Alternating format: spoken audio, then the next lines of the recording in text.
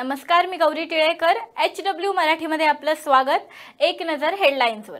स्वाभिमानी शेतकरी संघटनेचे अध्यक्ष राजू शेट्टी यांनी अखेर आगामी लोकसभा निवडणुकीत काँग्रेस आणि राष्ट्रवादी काँग्रेसच्या आघाडीसोबत जाण्याचा निर्णय घेतलाय.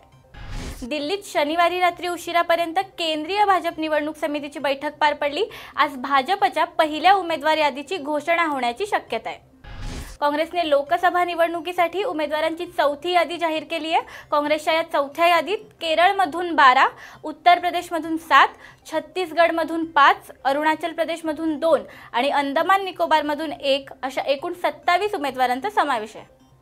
मतदानाच्या 48 तास आधी राजकीय पक्षांनी निवडणूक जाहीरनामा प्रसिद्ध करू नये असं केंद्रीय निवडणूक आयोगाने शनिवारी स्पष्ट केलंय.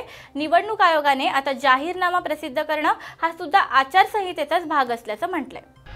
15 मार्चला न्यूझीलंडच्या ख्राइस्ट चर्चमध्ये झालेल्या हल्ल्यात 7 भारतीय वंशाच्या नागरिकांचा मृत्यू झालाय. या हल्ल्यात 49 निष्पाप नागरिकांना आपला जीव गमवावा लागलाय.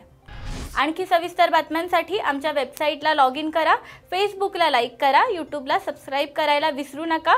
पाहत रहा HW मराठी. धन्यवाद. आता सर्वात आधी बातम्या मिळवा आमच्या मोबाईल न्यूज ॲप्लिकेशनच्या सहाय्याने. अँड्रॉइड किंवा iOS प्लॅटफॉर्मवर जाऊन HW न्यूजचे ॲप सर्च करा, डाउनलोड करा. आपल्याला हवी ती भाषा निवडा. आजच्या बातम्यांच्या गर्दीतून आपल्या कामाची बातमी मिळवा फक्त HW न्यूजवर.